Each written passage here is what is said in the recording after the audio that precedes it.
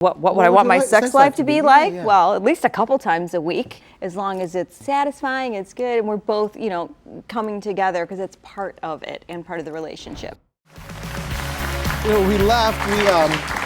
We're talking about Stacey and orgasms. So, and we left you and said, so what's the difference before and after hysterectomy? How have your orgasms changed? Well, some people, when they have a hysterectomy, they have just their ovaries, and some people, have everything taken out, their uterus, and I had everything taken out. Including your ovaries?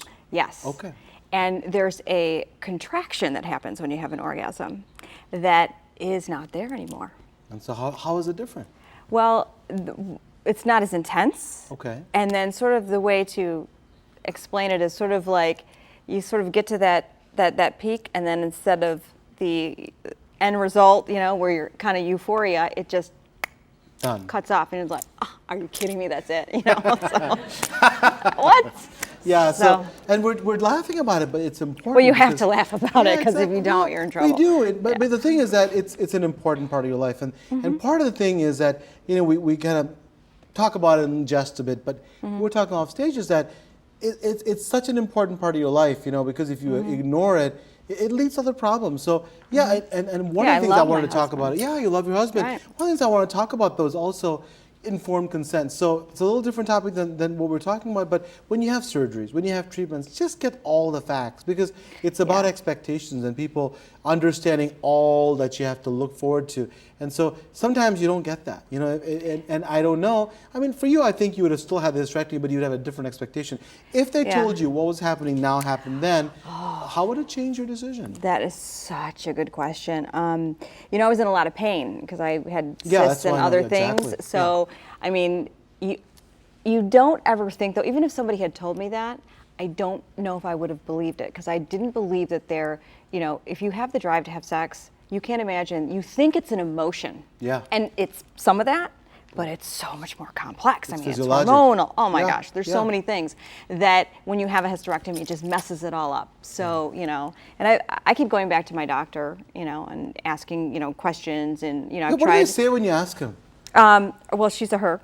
You said him. But she, the first time I went back, said, well, you can try this kind of herbal supplement. I've heard that this works. So I went online. I went online, and I'm willing to try anything. I said, okay, I'll try that for a while. Nothing. It did nothing. So gave it about another 6 months, and I went back, and I said, okay, what's next on the list? I think I need testosterone. I thought maybe it was more, if I had more of a male hormone in me, it would, increase the drive. Yeah.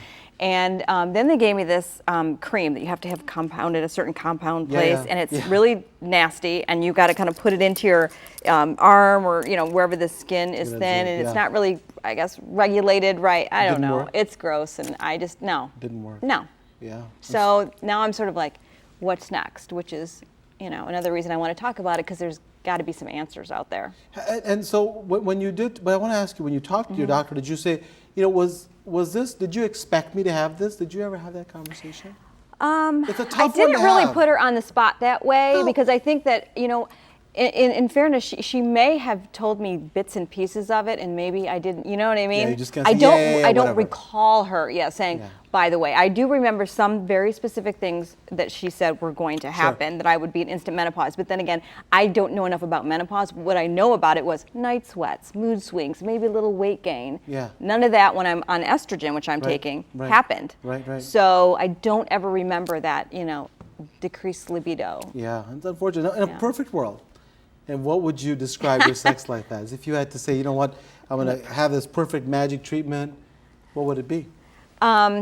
Well, I don't know about what the treatment obviously would be, but you mean what would I want my sex life to be like? Yeah. Well, at least a couple times a week. Yeah. And certainly, well, the more romantic my husband is, the better. I mean, that's good too. Yeah. But, for a couple, I don't even care if it's only a couple times a month, as long as it's, satisfying. It's satisfying, it's good, and we're both, coming together, because it's part of it and part of the relationship, Being interested again. I just want to be interested again. It's pretty simple. And you said something very, true, is that I love my husband, and it's not just all about you. It's about also being somebody who wants to satisfy your husband. Talk about that. Yeah. It's also, of course, about what you desire. It's all about me. No, I'm just joking. Well, got that clarified right I'm away. joking. I'm just joking. But no, what about your husband? I mean, this is the thing, you know, with our partners, we want to please them as much as, you know, we want to please ourselves. Tell me about that. How does that make you feel? Well, you know, this is my second marriage, and we haven't, you know, going on 8 years of marriage, so, you know, long enough. But you anticipate, too, doing all the right things, you know, in the second marriage as well, and it's a little bit more, you know, we don't have, my children are a little bit older, so we don't have little ones, you know. So I really, actually going into the relationship and considering how it started, thought that this was, you know, going to be in the honeymoon stage, I should say, for a lot longer than we were. You know, distractions, of raising children, exactly. et cetera. Yeah. And we do go on vacations much more than I ever had in my first marriage too. But you sleep more on your vacation now. Yeah, I sleep. I'm sorry. I know I'm tired. I go to sleep.